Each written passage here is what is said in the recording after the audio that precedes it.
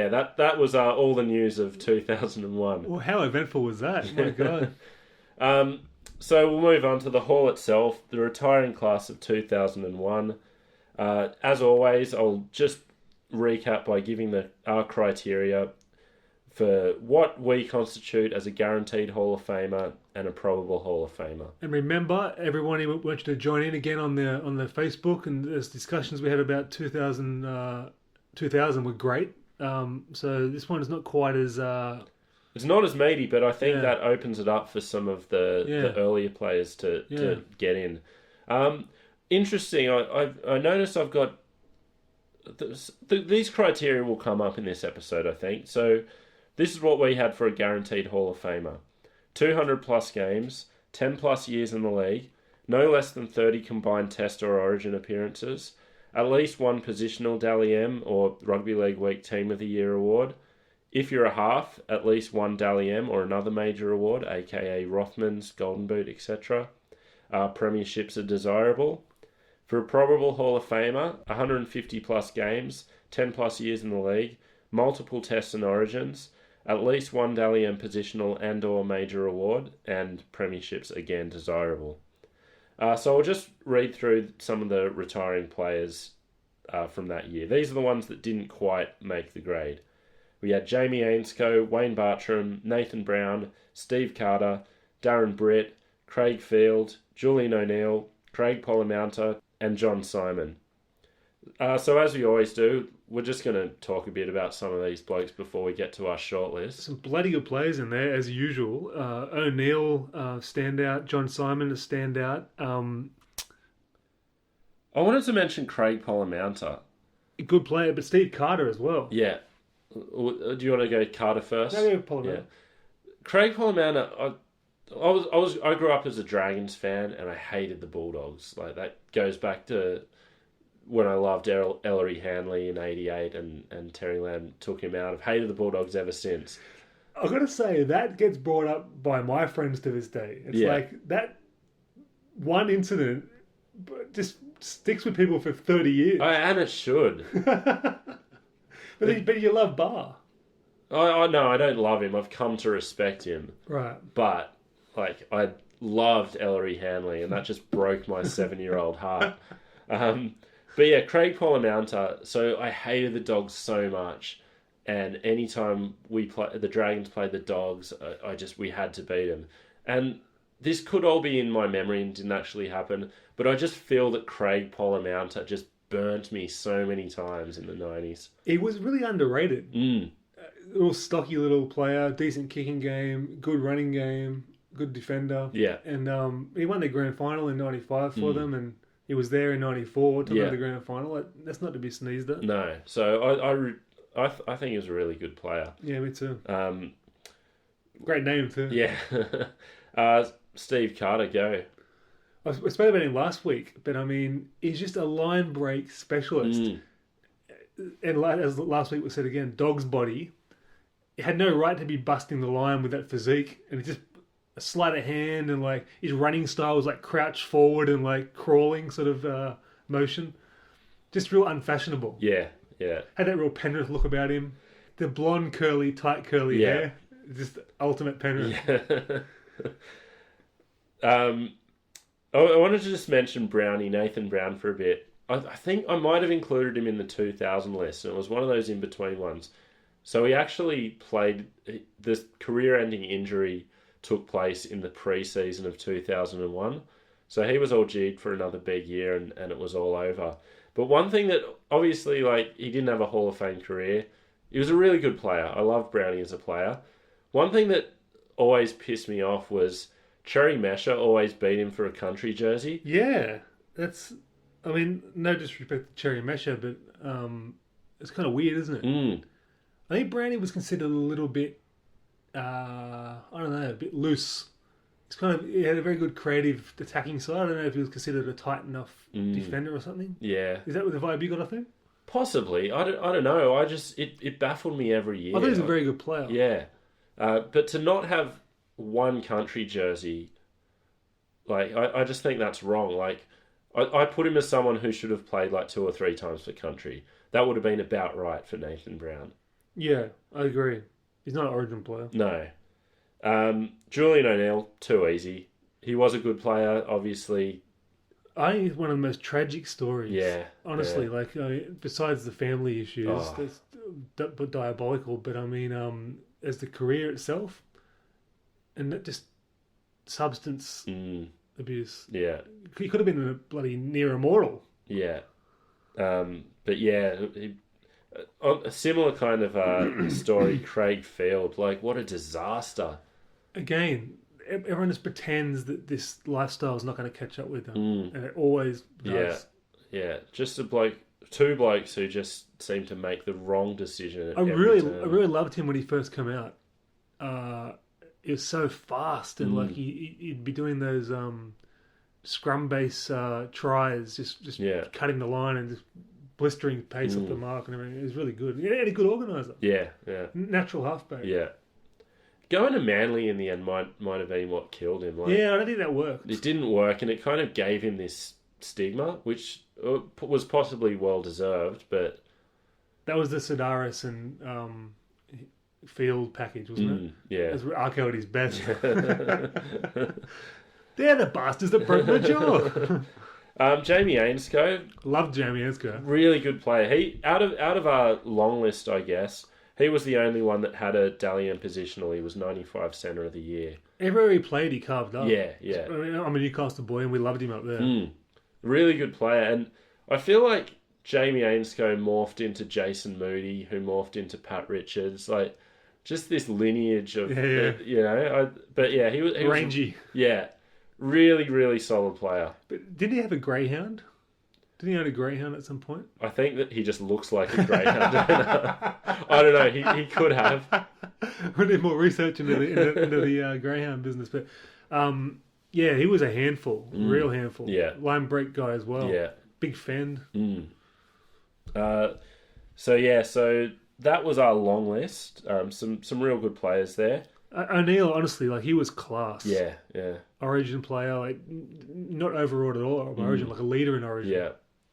I'm talking about name changes. Remember when he went to England and he was referred to as Jules O'Neill? I heard a story from my mate, actually. He's Welsh father, and he was in Wales, and I don't know where he was playing O'Neill. I think he was playing Welsh rugby or something of that nature. And I was saying, what's Julian O'Neill like? And he goes, the nicest bloke in the world, like great club man. Get alcohol into him, he's a nightmare. Yeah. Like, that was a reputation from these second grade union people over there. So obviously booze is no good. Yeah. Can relate to that one. So we'll get to our shortlist. As opposed to, I think we had 8 on the shortlist in 99. I think we had 6 in 2000. Only 4 players on the shortlist for the 2001 retirees. Based on the stats. Yeah. We'll start with Paul McGregor. And again, based on the stats, some of these players don't quite have the stats, but I think you'll see why we need to talk about these blokes, even though I always say with the criteria, it's to get you to a line. You don't necessarily need those criteria. Having those criteria doesn't automatically get you in. It's a marker. Yeah. Paul McGregor. 158 games, 10 years in the league, 14 origins, 3 tests, played for Illawarra and St George Illawarra, no premierships, no major awards, no positional awards. 158? That's much lower than I thought. Well, he kind of started a bit late. Like, he was in the Illawarra setup in 89, but went back because he wanted to play with, I think he was playing with Dapto, and he just wanted to play with his mates. So he didn't come back to the Steelers till 91, 92. What a waste. So he was already carving up in 91. Yeah. Played all 3 matches in the 92 Origin series. Memorable. Made the 94 Kangaroo Tour, but had to go home with injury. That's a shame. Yeah. I always thought that he was just behind Mal and Renoff for the Australian side, but I thought he would never have let anyone down. No. At any time. Yeah. In that jersey. Well, yeah. I mean, he was killing them in '94 in the Origin team. Like, he was probably outgunning Mal at that time. We've spoken about him before on the show, but that unfashionable look, the David Barnhill style look, and the deceptive pace and the deceptive footwork, and he was such a big guy. Yeah. Hard to stop for size, but then the footwork as well. Bloody good player. He was a really good player. I think in the end, just the numbers just aren't quite there. For Hall of Fame, yeah, but I mean, he's in the top echelon Yeah, I think so. of players for Yeah. just that feeling of player. Yeah. When you had Mary in your side, you're like, great, Mary's there. Yeah, exactly. And you'd think if you were naming the New South Wales Origin team of the 90s, you'd have to put either Fittler or Daly at one centre spot. I don't know who you'd give that other centre spot to if not McGregor. I think McGregor. Yeah, I think so. So, great player. Really good player. It's a really shame that his career was so short. Yeah. He did well to come back in 2001, actually, because he was injured for all of 2000. We had a lot of the injuries on and off, didn't he? He was always sort of hurt around Origin time and 8 weeks out and 6 weeks out and stuff. So. Yeah. Jason Taylor, 276 games, 12 years in the league, 2 Origins, 0 tests, 3 clubs, won the 96 Rothmans, was 98 Dally M Captain of the Year. My feelings on JT are well known. I think he cops a dud rap because of his unluckability. Yeah. That's a bloody good stats package. It's really like 276. And he was a great player. Yeah, he's very, very good player. What are those Origins? Are they in the Super League era? No, the Origins were when he was playing for West in 93. I didn't even remember that. Yeah, so he was like a utility reserve for both of those. Because Simon was the replacement for Sticky. Yeah. So he was. I thought he was a really good player. Like the knock on him is that I think I heard Joey said this. He played in a dinner suit. That's the knock, right? But that was his style. He was an organizer. And he was a proper halfback. Not to mention the kicking game. Yeah. And it wasn't like he was just shoveling the ball out. He was creating and stuff. And any team you play with, West were good. Walk. Yeah. Norths. Yeah. Good for the first time ever. Yeah.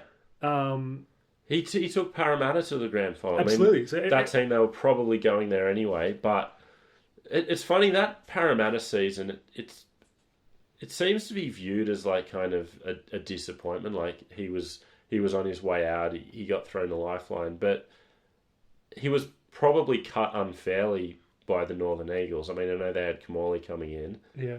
But he stepped up. He was playing, good footy for Para. It was kind of just Jason Taylor's luck that they, won the minor premiership 40 points ahead of the next team and lost in the grand final like they did. It kind of sums up his career. It's so Jason Taylor and so Joey. Yeah. But I mean, those stats don't lie. Rothman's medal, for God's sake. Yeah. There's players in there that haven't got a Rothman's medal. No, exactly. The lack of a test is probably prohibitive to him making the Hall of Fame. But look at the era he was in. Yeah, it's tough, but then outrageous era. Yeah. And if there was no Ricky Stewart, if there was no Johns, I can see him being a success and playing like 12 Origins for New South Wales, Yeah, but he hasn't got that X Factor feeling about him. No. So that counts against him. But again, I think it's just this unfortunate vibe he puts out. But him and Flo at the Bears. Oh, great. That was a great team. Fairley, Larson, Moore, back row from heaven. Yeah. I know as a Dragons fan in that era, I was fearful of Jason Taylor on the opposing me. Yeah, and then the goal kicking as well. That was an era when it was changing over from toe poking. And him and Halligan were the men, and Ridge. Yeah. A lot of time for him as a player. So he actually overtook Halligan's record in that 2001 season for the top point scorer of all time. So, it's since been broken several times. But let's look at the he had the most consecutive games as well. So that's an Iron Man type feat. That's like a Luke Douglas type feat. I know he's not playing prop, but he's still playing first grade rugby league. What was it? I think it was like 196. So you can't tell me he didn't play hurt during that. Yeah, no, I don't have it here, but I think it was something like 196 games in a row. Even if you're not making a lot of tackles, all the rest of it, you're still getting attacked when you're kicking the ball. And very tough guy. Yeah, but I think you're right. It's just that kind of hangdog look and the slightly whingy countenance he had, I think that really counts against him. Yeah. Where did you put him versus Mary? I think just the representative football means Mary has to go ahead of him. Yeah, I think so too. I think if you'd ask anybody who the better player was, they'd probably say McGregor. Yeah, and Mary held his own in any field. You know, he beat out good players to get his spot, and he played great when he was there. Well, let's put it this way: there was no question marks around Mary. No, yeah, none at all. No, yeah, exactly. Just maybe longevity. Yeah. Jeff Tuvey, 286 games, 14 years in the league, 15 Origins, 10 Tests, one club. I'll consider Northern Eagles the same as Manly for this purpose. The 1999 Dally M Hooker of the Year and the 96 Clive Churchill. His stats don't belie the impact he had on the game. I mean, that Manly side, a lot of it depends on who you're playing with, obviously. But I mean, it was part of these outrageous sides, just thorns in the side of so many contenders. Yeah. For the whole 90s. Both Paul Harrigan and Gordon Tallis said he was the toughest player they played against. See, I didn't really get it when I was young. He looked like a little boy with a bowl cut in like 87, that era. It's like, oh, this kid, like, it just annoyed me when I saw him. And then he sort of like didn't have that many skills as well. He's more of a running halfback and was more of an organised. And then he grew into a great halfback and then grew into a great hooker. And some of those like boots to the face he'd cop. Yeah. And like, I mean, his head is an outrage now, just for how tough he is. It's funny though.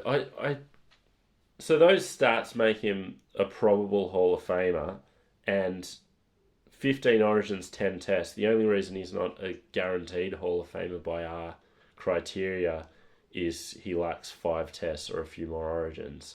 But some of those Origins were the ARL. Yeah. Like, you got to yeah, exactly. And when I think of Jeff Tuvey, I don't think necessarily of a Hall of Famer. I don't think it either. I just think very tough and good player. Yeah. But part of those competitions, those Manly comps in the grand finals, that was a formidable side. And you were confident with him being there if you're a Manly supporter. Yeah. And to have that late career change to hooker and get into New South Wales as late as 2000. Amazing. So it's a great career. Especially that size. Yeah. Let's not forget that, for God's sakes. But let's bring that up again for the 100th time. Why put him in the number 7 and play him at hooker and put Johns in a 9 and play him at halfback? The jerseys alone, those two-tone jerseys, make me want to vomit. But that ridiculous... It's like, it must be the Australian selectors leaving at 3/4 time doing that. I hate it so much. Like, I hate when you see like how many Origins Johns played at halfback. Yeah. It's just tarnish a guy's record. I know. It's because you can't change it. That's on the books now. We can't do anything about it, and it was so wrong-headed. Weird. But I mean, like we won with that formula, so I get why they were doing it. But like, it sucks. It just sucks. So anyway, yeah, like really, really tough player. Where do you put him compared to Mary? I think he's ahead of Mary. You think? Easily. I don't think easily. I think just by if you weigh up those two careers, I think pure football, I'd probably go Mary. I think Mary at his position is better than Tuvey at his position. See, Mary to me has got that Reg Gasnier thing, just the brilliance. Yeah. I mean, mini Reg Gasnier, and Tuvey's almost on the accumulator side of things for me. Yeah. Agreed, yeah. So this is where those intangibles come into it. They're not quantifiable, but sometimes you just get a feeling. The truth of the matter is, he was behind all the great halfbacks of the era. So that's we were talking about Jason Taylor. He got 2 Origins off the bench. Jeff Tuvey, 15 Origins. Amazing. So. But I don't remember him playing that many at half. Like, what year was that? 95, I suppose he come in. Let's see if I've got it here. So he made his Origin debut in 1990. I'd assume that would be off the bench unless you had a sticky injury or something like that. Yeah, he might have got a couple of injured starts. And Yeah. it was a bench player, I think. Yeah. And then, so Joey got dropped in game 3, 95, and Tuvey played halfback then. All right, yeah, so I got it here. So, debuted off the bench in 90. His next origin wasn't until 95, where he played halfback in game 3. Was halfback in 96 and 97, and then from 98 onwards, hooker. 96, they didn't pick Super League players. No, right? 96 they did. It did. Yeah. That's pretty impressive. Well, this is what I'm going to say. Like, I don't think the Super League thing is much of a knock on his origin career, considering when he played them. Stewart was already on his way out of that scene. Mm-hmm. It was the ARL dominance. Like, I think Johns would have played against anyone. I'll tell you what, if you're knocking Andrew Johns out of the side, you're doing pretty well for yourself. Let's look at his Australian tests, because I think you will find that most of those are in, almost exclusively in 95. He had 7 games in 95 for Australia out of 10. Remember, he didn't let anyone down. No. And he could have held his own in any company, but the fact is he was always maybe 2 tiers below the top halves. It's the Hall of Fame, not the Hall of Very Good Players. Yeah, that's it. So we'll move on. We'll wait up at the end, but Kevin Walters is the last on our shortlist tonight. 292 games, 15 years in the league, 23 origins, 11 tests, 2 clubs, 6 premierships, no major awards or positionals. He got the 2000 Dally M Captain of the Year. 6 premierships. Yeah. Outrageous. Yeah. Caveat, he was on the bench in 89, but I don't know if he got on the field. Do you know? I don't think so. Yeah. But so that's a bit of a gimme, that one. So call it 5. Yeah, we'll call it 5. So yeah, what a bum. But what I love about Kevy was played great till the end, like Fittler-esque. Didn't get better towards the end, but still played great. 292 is an outrageous amount of football games. Yeah. Didn't have a great body. No.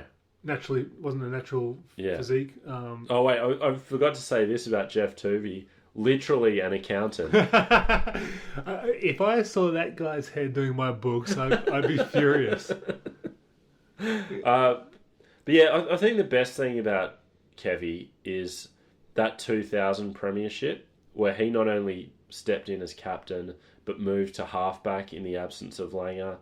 Like that's a real testament to him to have that premiership. I think that really strengthens his case. Absolutely. He took the team by the reins, took the bull by the horns. He didn't bully the underdog.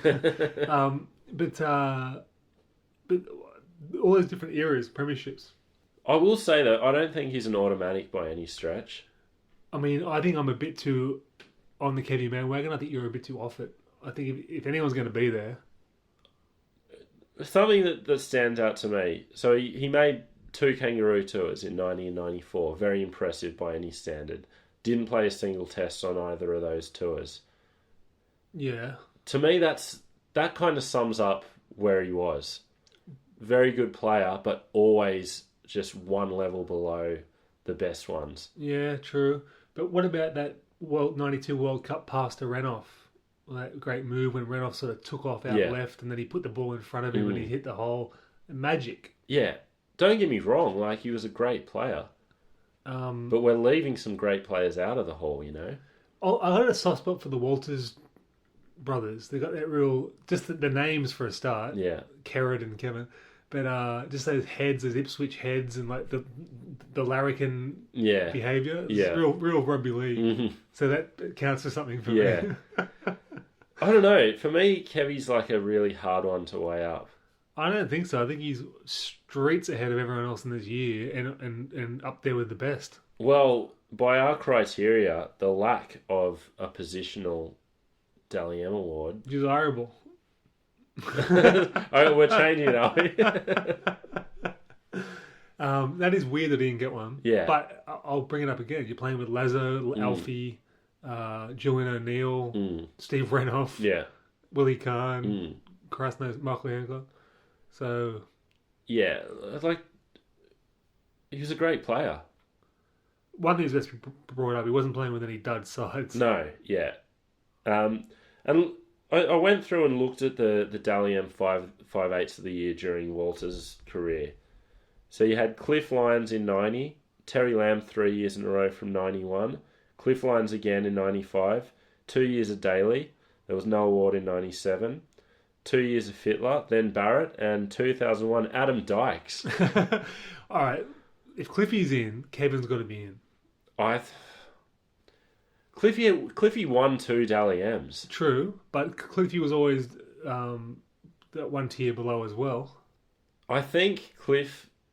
And he didn't have the consistency of Walters. I think Cliff Lyons and Kevin Walters are probably on the same tier, but I don't think anyone on that tier automatically gets in. I think Cliff Lyons had the 2 Dally M's. He had 300 games. I know Kevin was only 8 games short of that. Yeah. I think Cliffy had a better career. I don't think either of them are like automatic. They go in. I'll be interested to see what the listeners think about this one. 'Cause, I mean, if Kevin Walters isn't in there for discussion... He's in there for discussion, but I don't know if... I can't rubber stamp him as easily as I can rubber stamp Laurie Daly. No, well, he's in the top 3 players of all time, just about. So nor should you be able to.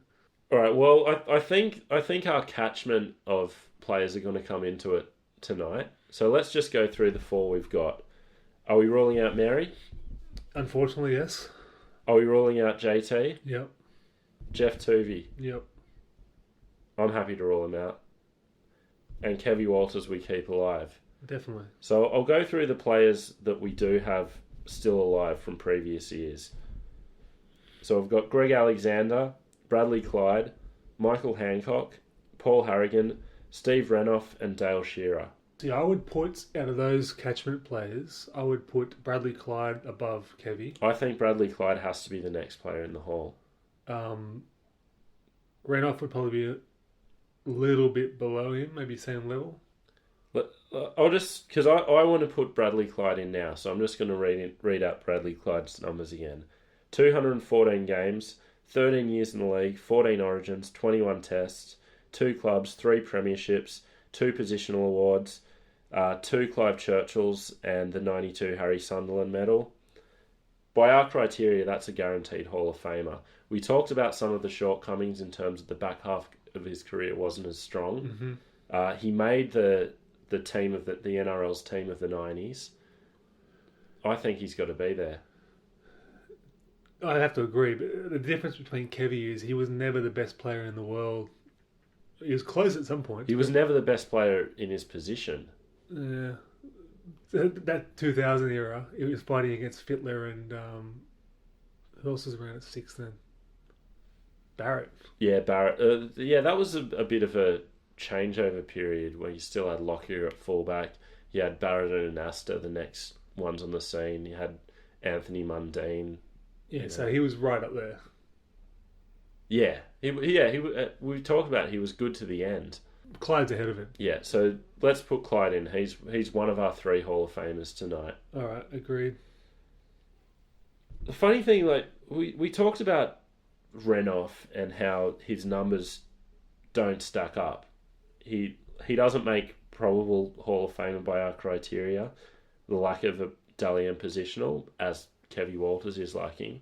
But if I look at those 6 players, Greg Alexander, Bradley Clyde, Michael Hancock, Paul Harrigan, Steve Renouf, Dale Shearer. If you go to YouTube, what highlights package are you watching? Absolutely. There's also like, what do they mean to the side and what do the other teams fear? Like, Adrian Morley's stats wouldn't be the best ever, but 2002, everyone was terrified of playing Adrian Morley.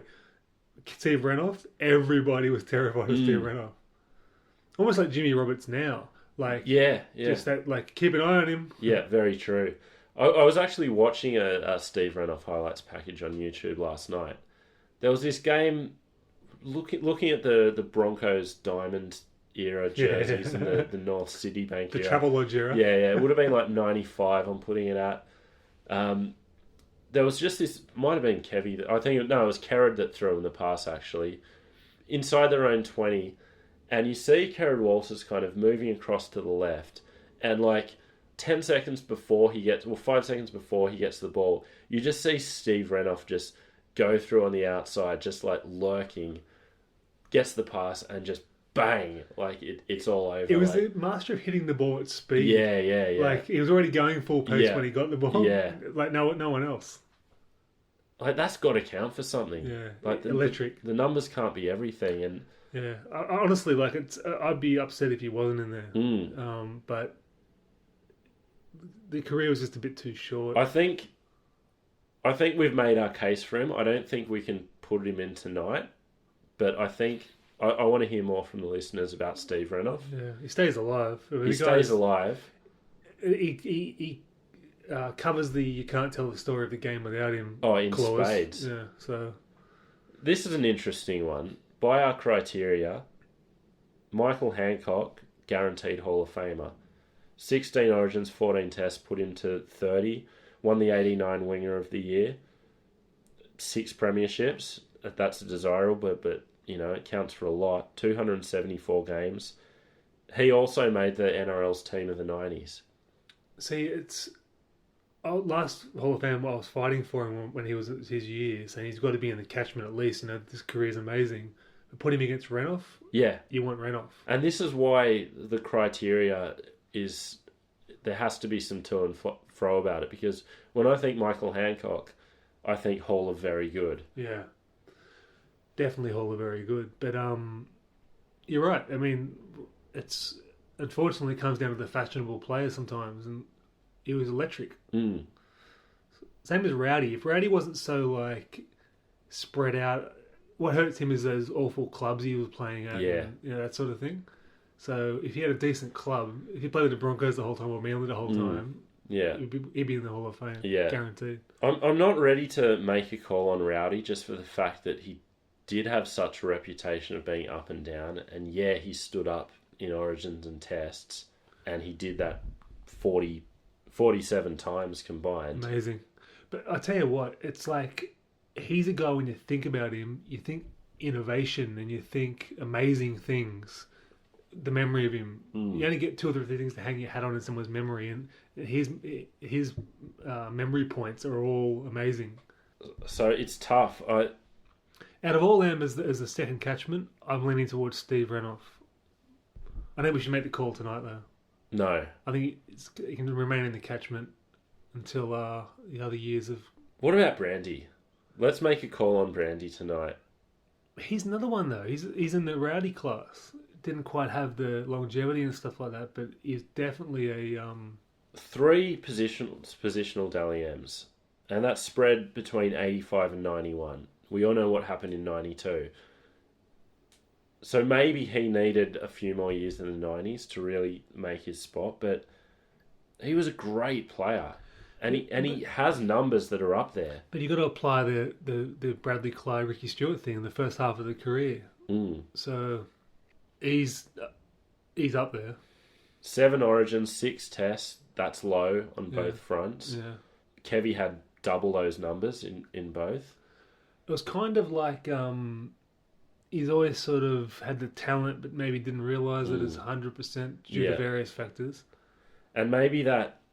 Penrith as well, it was unfashionable. I was going to say, that 85 Dally M, but who was he competing against for votes in that Penrith team? Kevin Walters was always going to play second fiddle to Alfie. Yeah. And we saw when Alfie was gone that he stood up and made that team his own, obviously with some help from Darren Lockyer. Yeah. I think ultimately I put Kevin Walters a tier above Greg Alexander. I did too, just for the sheer winningness. And if Kevin Walters is a tier above Greg Alexander, then I think we should rule Greg Alexander out. I think you're right. I don't want to do it though. I don't want to do it either. Like Brandy, I loved Brandy so much. Yeah, the best. But we can't just keep everyone alive and have 20 players in the catchment. All right, but like, if you're going to get rid of Brandy, like, where does Rowdy sit? Like, how can you say Rowdy's better than Brandy? Yeah. Well, yeah. I mean, then it comes. I think by sheer weight of numbers, 26 Origins, 21 Tests. The Origins spread over 11 years. The Tests 86 to 91. That's a solid Test career. Yeah. Competing for spots with some pretty good players. Yeah, absolutely. I think it's just a better career. Yeah. And they're both at that kind of you don't know what to do with them level. In that case, I think Dale Shearer has numbers that Brandy doesn't. Yeah, but Brandy hasn't. Shearer hasn't got the club numbers. No, and no positionals, no awards. So that's a big thing for me because yes, he was a great Origin player and an awesome Test player, but was he a leader of a team? Was he a franchise player? Yeah, Brandy was. Christ knows Brandy was. 2 clubs he was a franchise player for. God, this is so hard. This is so hard. I don't know why we need to cut him tonight. Yeah. Okay. Yeah. Fair call. Paul Harrigan. Another one. There's another can't tell a story of league. And I think he also, he was dominant. He's in the Renoff class for me. I think he's above. I want to put him in tonight. 26 Origins, 14 Tests, only 1 Dally M positional, but he, in an era where you had Lazarus, other great props, he was right up there in that top tier. Agree. You're probably right, actually. I mean, the fact we got him in the catchment, I mean, can you ever talk about the 90s without Paul Harrigan? No. So I'll just go through the... All right, well, let's talk about this. Is he above Kevin Walters? I think he is because he was the best in his position, or if not the best. He was, 1B to Lazarus's 1A in that New South Wales team.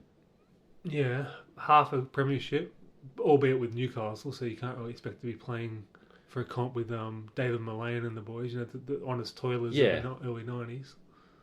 And the inspirational leadership stuff is overrated, but it does count for something, what he represented to that city and the ownership he took of that team. Absolutely, yeah. For sheer force of will. So Kevy was more it's a bit like you said. He took the team over from Alfie when he it's Alfie's team for that many years. You're not going to go above Alfie. So and then when he had the chance, he took it with both hands. So would he have been a great leader without Alfie though? Well, I mean, we can't judge on would have, can we? So it's not the would have. I'm not against putting Harrigan in. You're not against? No, but I'm shocked that we're putting Kevy down a level. But I mean, you make some good points. But Harrigan's probably above Renoff for impact. Renoff was a swashbuckling glamour strike weapon. Harrigan was a integral leader. Fabric of the team. Yeah, absolutely. Hitman. Absolutely key to New South Wales' success in the 90s. I'll tell you what, Steve Reynolds didn't drive the bus to the Super League signing. Chief did. So the 2 props in that NRL team in the 90s were Lazarus and Webke. Can't argue with that. Can't argue with that, but if you want to say that Webke, the bulk of his best years were in the 2000s, then Paul Harrigan's the next prop in line. Yeah. No, I'm happy to put him in. Yeah, I don't think you get think any so. argument with that. I think so. Paul Harrigan is in the Hall of Fame. Welcome to the Hall of Fame, Chief. One of your biggest accolades. So we've got 1 spot left. I don't know if we're going to fill it tonight. I'm disappointed about Kevy. I really am. But I'm happy to put him in the catchment. Come revisit it. Yeah. I think revisiting it's healthy because I think so too. You get some perspective. Yeah. With each new crop of players, you get to weigh up these players against each other. I mean, listeners out there, anyone that wants to comment, put your comments down because it actually, last couple of years, classes, it swayed my opinions with some arguments that I've read. So feel free to butt in. Yeah. So I think that's it for tonight. The 2001 retiring class includes no retiring players from 2001. At this point, we're inducting Paul Harrigan and Bradley Clyde, joining some other great players in the Hall. We'll put an update on the Facebook. You can go to the website and look at the Hall of Fame stuff. We'll put an update on the Facebook, who's in and who's in the catchment, and then we can discuss from there. So it's so hard, isn't it? It's so hard. It's disheartening too. Yeah. I don't want to ever see Kevy Walters not make it, but the way it's going. I think it's just a testament to how good this game is and how many great players we've been privileged enough to It's see. amazing, isn't it? You think about how many superstars that we're writing off as like, oh, he's not good enough. Yeah, yeah. And it's not going to get any easier. Like the next few years, the colour of some of the players who've retired in the next decade, as we're going through the list, it's going to be very difficult from here on in.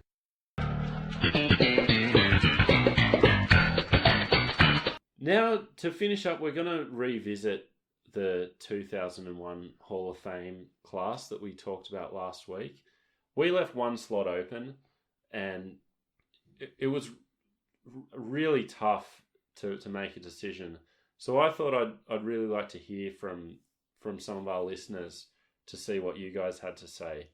There's some awesome feedback. Yeah. I will say that I think we have hands down the most intelligent rugby league community going out there. And I will say that that's not a big achievement, but you're right. The discussion was excellent. Yeah. So I just thought I'd read out some of the reader comments to weigh up the merits of the four blokes we had left: Greg Alexander, Steve Renoff, Dale Shearer, and Kevin Walters. This was from Matty Mehag.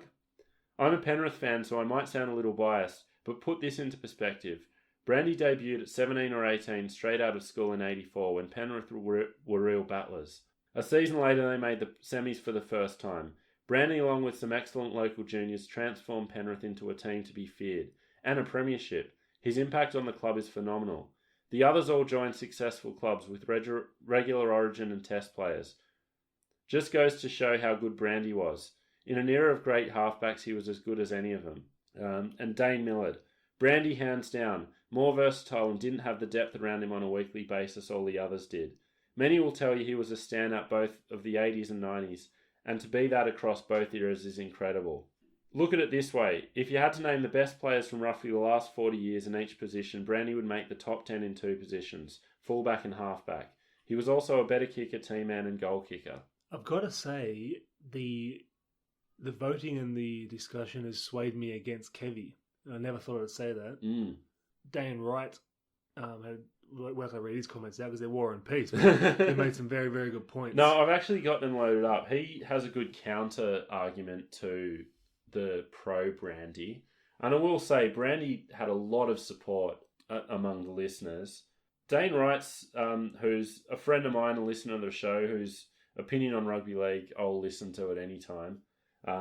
He said Brandy, like Lyons and Walters, were second-tier halves. They were never the best in their position, so how can they go in ahead of players in other positions that were? Makes zero sense. It still shits me that Lyons is in there. Especially as Michael specifically used the he was never the best 5/8 argument against Kev last step. I think it's a great argument, but shows how Lyons should never have made the cut. He makes a pretty good point. He makes some good point. I unreservedly back our decision to put Lyons in there. Well, he's the intangibles. Yeah. Which we should go over again. We'll go, because I've got some ideas from the intangibles, so we'll go through that at the end. It sounds like another port promotion. But, okay, so here's my...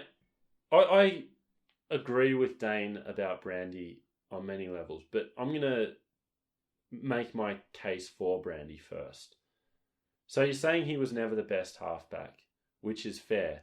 But if you want to say in the 80s, let's say Sterling and Mortimer, he was never going to get many games in that New South Wales side against them. Then in the 90s, you had Stewart come along. Is the fact that he's not as good as those guys, does that automatically rule him out? I don't think so. I don't think it does either. Because it's one of those positions where it's so important in the focal point of a team that if there's going to be more great players in that position. The only thing I've got problem with Brandy is the tragedy and the finish to the career. So it just didn't quite kick onto his maximum level. Yeah, I agree. But I mean, the bloke did win the Dally M, won 3 positionals, played however many games. He covers a few intangibles too, just the skill and the crowd out of their seat type stuff. Plus, quite revolutionary in his play. Yeah. I don't know. Looking at the voting online, I don't know who got the most votes. It was Renouf, wasn't it? Renouf basically doubled the next vote. So what was that? You got 35. Renouf got 35. Brandy got 20. Dale Shearer got 10, and Kevy got 6. So I'm so surprised about Kevy, but it looks like the public's spoken. But I think Renouf has got the most intangibles. Just just the electric nature of him, glamour player. Well, let's hold off on that because I want to talk about this second tier halve issue. Okay. Terry Lamb in the top 100 players of the century, maybe dubiously, but we can all agree he was a great player. Yeah. Slam dunk Hall of Famer. 8 Origins, 7 Tests. Yeah. He was playing in the 80s.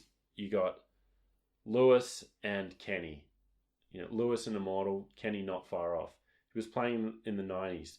Daly and Fitler, 2 all-time legends. He was always a tier below those guys. I don't think that rules him out. Is he a slam dunk Hall of Famer? I think he is. He's probably in the Kevy class, isn't he? I think he's above Kevy because he was the main man for most of his time at the Dogs. True. Yeah, I'm not dissing Bar, but I'm dissing his golf course behaviour. But let's not bring Bar into this, Jesus. No. Well, we've already got enough on our plate. But and the counterpoint to Greg Alexander is Dale Shearer, and again, I'll read Dane Wright's comments. The idea that Rowdy's rep numbers are somehow dismissible, ridiculous. Yet you both argue for consider players that barely played a rep game.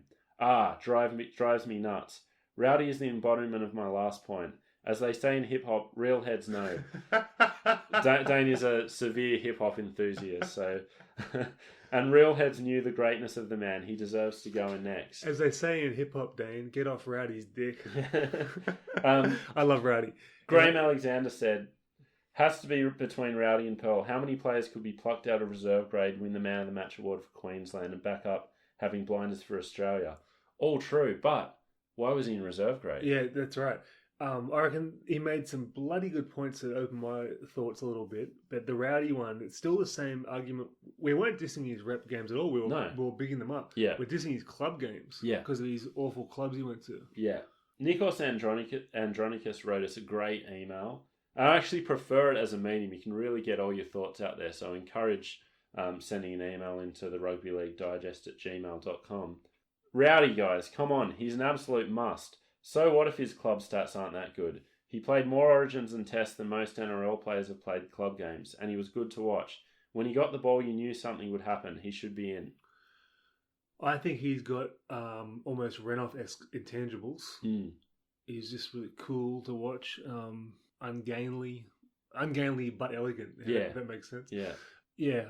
I'm a huge Rowdy fan. I want to see him in. Rep games are great. You want to have lots of rep games, but I can't just so easily discount club form. No, absolutely not. It's consistency. Yeah. But then we're literally putting at the bottom of the pack a guy that's won 6 premierships. I've thought a lot about this. On the one hand, it shouldn't count for too much because I think last time I said that John Plath had 3 premierships. I looked it up. He actually has 4. Premierships can't count for everything, but on some level they are important, and you want to have a Hall of Fame that features players who are regularly playing finals games, regularly playing big games. Were in big matches. But then again, you got E.T. who was the opposite of that, and definitely a Hall of Famer. Yeah. But let's just quickly talk Kevy again. He got 6 votes out of the which I think's unbelievably underrating him. But so he wasn't the main man because of Alfie. He still played a very good role, very good 5'8". He played Test football and Origin football in some of the greatest sides. Yeah, as a key contributor. Sorry. How are we committed to write him off? Well, I don't think we're writing him off. He's got to stay in the. He's staying alive. I think all these people stay alive, with the possible exception of Brandy. No, I think that some of the points raised by the listeners have swayed me towards Brandy. I don't think we can. Maybe if we don't induct him tonight, he's got to stay in the catchment. Yeah, because I want him there. I really do. The Dally M's a big thing. Yeah. I mean, there's some faults with it. Yeah. You play in a weaker side, you need more points. All that thing. We covered that 100 times. Yeah. But and the journos voting and all the rest of it, and the glamour players getting the points. But he won the Dally M for God's sakes. Yeah. And this is an intangible. When people talk about them, like say Peter Sterling will mention Brandy now, and then the excitement in his voice, remembering him at his peak. Yeah. Like that's the same with Renouf. Yeah. Yeah. With Rowdy, you probably don't get that. You just go, oh yeah, I like Rowdy, but yeah. you don't get that like lift in your stomach like a roller coaster when you think of Renouf. Well, let's talk about him now, because there weren't a lot of like descriptive comments about Renouf, but he was just Renouf, one after the other.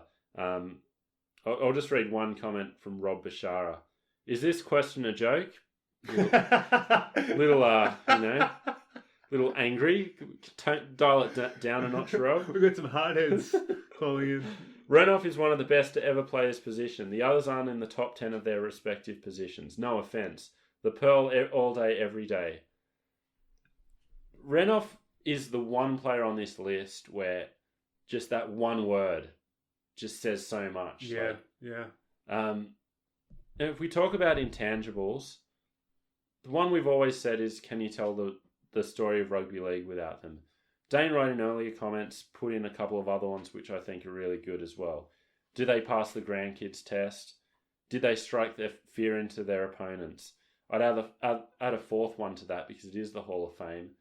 Do you consider them iconic? Definitely to all three. All four. Yeah, He's a slam dunk. When you think of that Brisbane team in the 90s, you'd think of Alfie first. I think you'd think of Renouf second. Yeah. And terrifying. Yeah. If you're a centre. Yeah, yeah. Especially the way they like isolated him on guys. And yeah. And it comes down to the Gasnier argument as well. Do you want the star that burnt the longest or burnt the brightest? Well, that supports Brandy. Well, I think it supports Renouf more than any of them. Well, it supports Renouf for sure, Yeah. but that helps Brandy's cause because he burnt Bright until 92. Yeah. So 84 to 92 is still that's Ricky Stewart length. Yeah, yeah. I mean, he was, as voted in Dally M's, the best halfback in half of those seasons.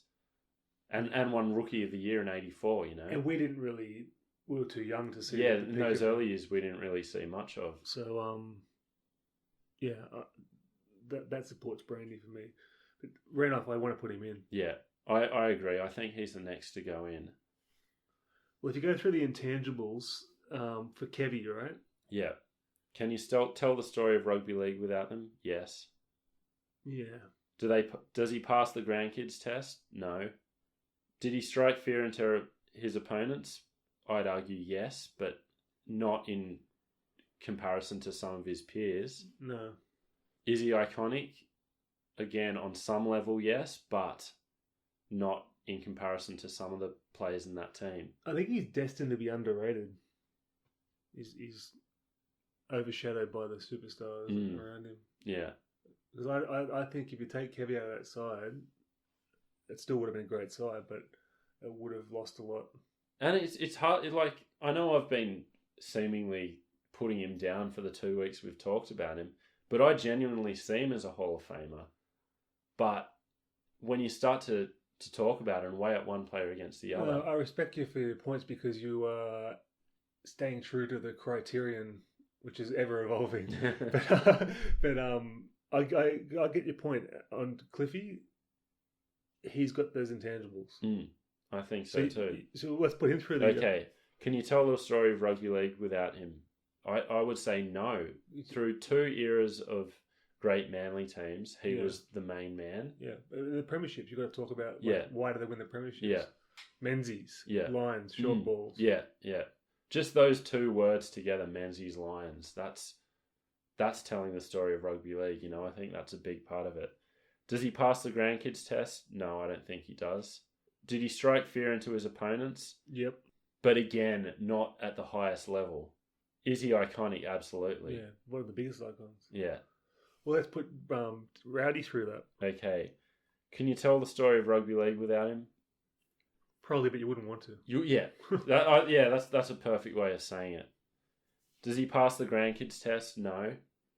But the grandkids test one is almost immortal level, you know? Yeah. It's a tough one to pull off. So that strengthens Renoff's case more than anything else, I think. The grandkids test is like you'd get guys like Chief in there telling your grandkids about Chief and Mark Carroll, and you'd have a guy like below immortal. Yeah.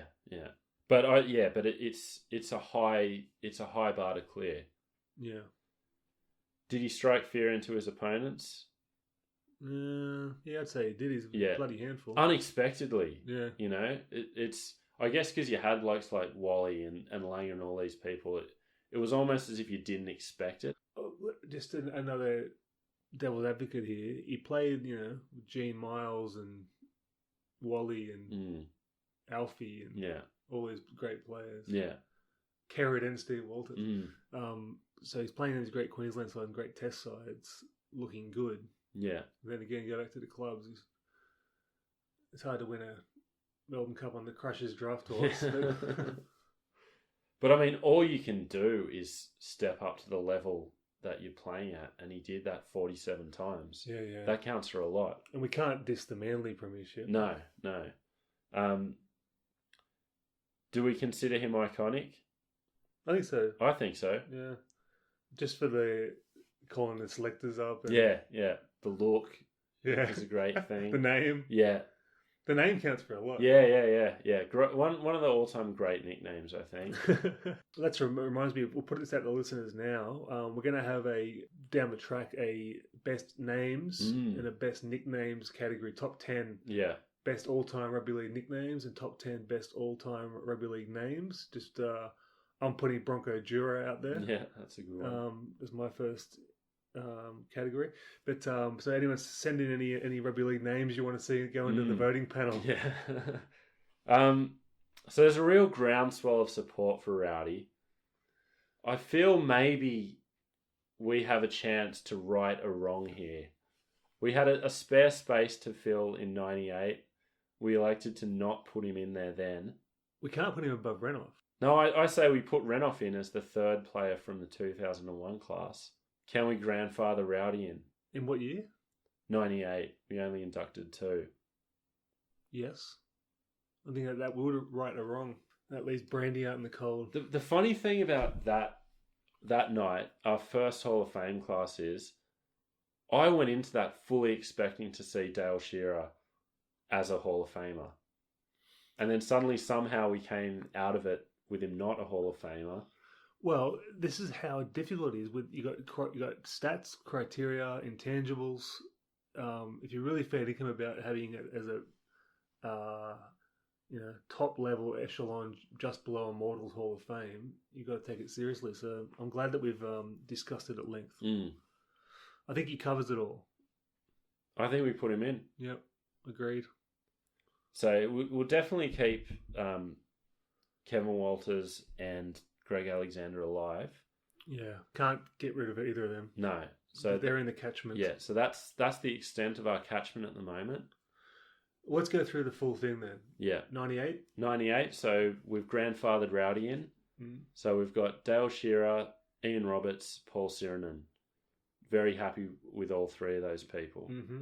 So 99, we had Glenn Lazarus, Steve Walters, and Cliff Lyons. 2000, Ricky Stewart, Laurie Daly, and E.T. And so 2001, we had Bradley Clyde, Paul Harrigan, and now we've just installed Steve Renoff. Very happy with that. I'm very happy with it. I think it's a great haul. Yeah. So I hope you Rowdy boosters are happy, because we are. He belongs in the hall. I think sometimes we kind of outsmart each other, but I think you're right that it's important to think about it critically. And I've had different views on different players from week to week, and with the listener comments and theories and etc. Changed, backflipped a couple of times. Yeah. So it's valuable, and this new intangibles criteria I think's a major step forward. Because we're just sort of ad-libbing on intangibles earlier. Now we've got something to put it through. Yeah, it's because they're really hard to weigh up. That's why they're intangibles. But at least if we get the discussion going, we can start putting the players through a few more ringers. I think if you want to distill it down, it's the feeling you get. Yeah. Not very scientific, but No. Yeah. Yeah. I think it's impossible to make it purely numbers based. Because Renoff is just the embodiment of the intangible. He has to be there. All right, well done. Yeah. So, keep your comments coming. As we said, they really make a difference. We love hearing from you.